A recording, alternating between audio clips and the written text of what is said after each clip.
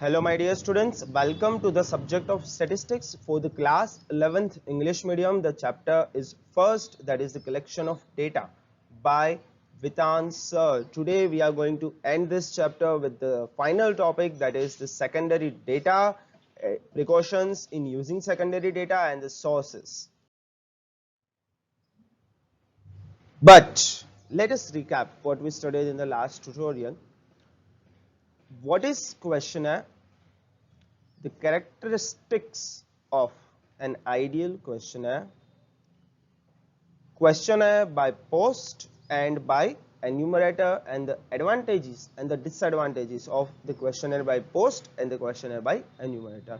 Now what we are going to study in this tutorial is that discussing about the secondary data and precautions of its use.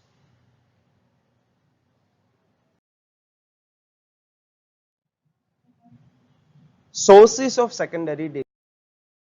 Now, secondary data sources are divided into two parts: secondary data from published sources and the secondary data from the unpublished sources. We will discuss our topic by starting from the published sources, and there are many types of published sources. The first one are the government publications. I have explained you guys beforehand what is a secondary data. Secondary data is a data which we are using,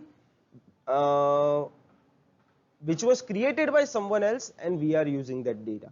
That means this is the data which is collected, organized by someone else, and we are using that data for our own use. So the sources of collecting this data are very important, and the first most important source of collecting this data is the government publications. Now government publications means the publications which are given by the government. There are number of central and state government organizations which collect statistical data, publish it for the public. The example are Central Statistical Organization, that is in short CSO, National Sample Survey Organization, that is NSSO, you should remember this short forms, Office of the Registrar General, Census Commissioner of India, Indian Council of Agricultural Research, then Statistical Abstract of Gujarat State. All of these are the trusted, authenticate government sources of the secondary data. These sources collect the data, analyze the data, categorize them, and then we can ready-made use that data for our own purpose. The published data of government bodies have the information about the wholesale price index numbers, import exports, vital statistics, agricultural statistics, results of the population census. All of this can be obtained from the government data. The second are the semi-government publications. Semi-government publications are half government, half private. For example, the Life Insurance Corporation, that is LIC, state electricity boards, all of these also publish data on the regular basis. For example, LIC publishes data on the mortality rate of the people, the insurance premium data, the ups and downs of the markets. All of this data is published by the LIC, which we can use for our own purposes. Next comes the international publications. International publications means United Nations Organization, International Monetary Fund, International Labour Organizations. All of them publish their important data for the use of the general public. So we can use those particular data for our own purposes, and that way it becomes a secondary data. Next comes reports of research organization. In India as well as in the world, many organization has the sole motive of doing research based on their own fields. They do the research and then sell their own data for adequate amount of money to the needy people. Big companies don't research data on their own, but they outsource this researching task to such research organizations. For example, Ahmedabad Textile Industries Research Organization, Physical Research Laboratory, Ahmedabad Salt and Marine Research Laboratory, all of these are the research organizations which analyze and collect the data and then provide us that data against a proper payment. Local self-government institutions, that is local municipality, local gram panchayats, taluka panchayats, district governments, all of these also collect the data of their own territory, of their own public, people, business, industries, agriculture, etc. And we can get this data from their official authorized websites. Publications of business and commerce organizations. Many business and commerce organizations are working for the welfare of people and for the welfare of commerce and management. They also collect the data and publish it for the businessmen, professionals, employees or entrepreneurs, etc. They can use this data for their own purposes. The chartered accountant, the Institute of Foreign Trade publishes Foreign Trade Review, the Indian Chamber of Commerce and Industry publishes economic trends. So they are autonomous organizations which can also provide us authentic data.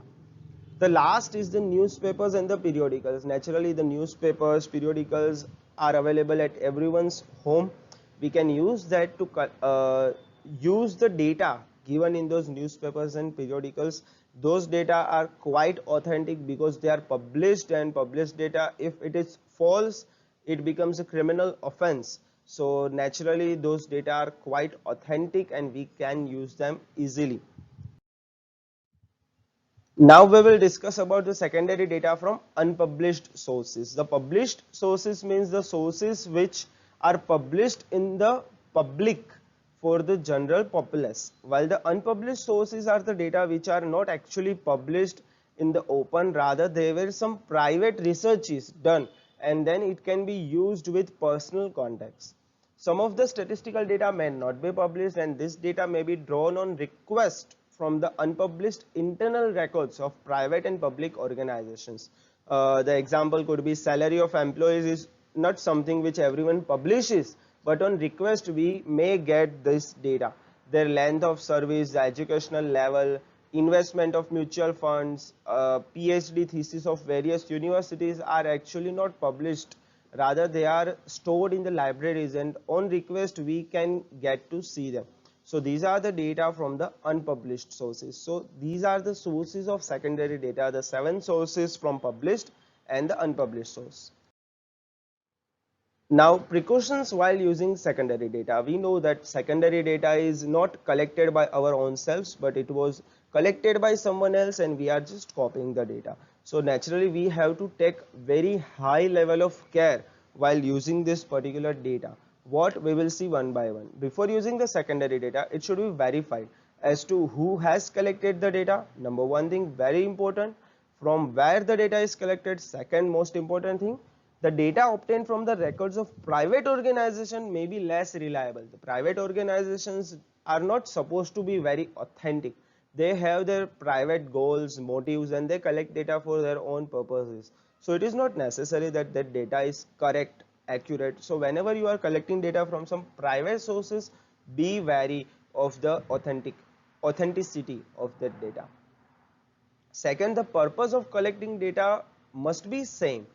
Our purpose of collecting and analyzing data and the purpose of the source of the collecting and analyzing the data should be relevant. If someone else is collecting data for X purpose and we are using it for an opposite Y purpose, then that data should not be used. The collected data must not be too old. The old data is usually outdated data, the expired data which may not be relevant with the current times. Whenever we are collecting data from the secondary source, it should be relevant, it should be connected. Before using the secondary data, the scope of the data, the region for which the data is collected, the definition of the terms should be ascertained. Whether we are living in Gujarat and the data was collected in Maharashtra, we cannot use it in Gujarat. The definitions of the various terminologies used in the data should be very clear.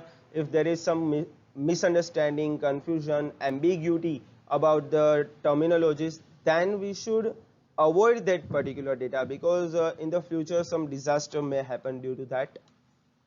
The direct use of the estimated data should be avoided. Whenever the data is there, we should use the raw data and then categorize it on our own, because if we copy the directly categorized data, it may not be according to our use. There might be some calculative mistakes in that data. So rather we should just collect the raw data and then use it for our own purposes. The last one, the method of collection of data should be known. The by which method the data was collected is very important, whether it was a population survey, a sample survey, a direct indirect inquiry, questionnaire, whether questionnaire by post or the enumerator.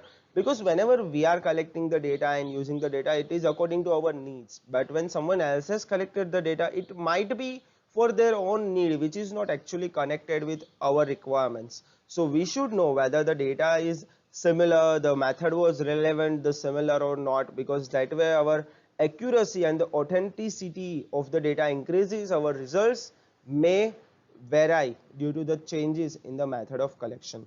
So with this, my dear students, I end the first chapter, that was the collection of the data for the statistics. We understood the history of statistics, we understood what is population, what is survey, what are the types of variables, that is quantitative, qualitative variables, then the methods of collection of data, that is primary, secondary data. In the primary, the direct, the indirect inquiry, the inquiry by questionnaire. In the secondary, the precautions and the sources. So with this, our chapter 1 ends. Next time we will meet again with the second chapter, that is the, we will see then.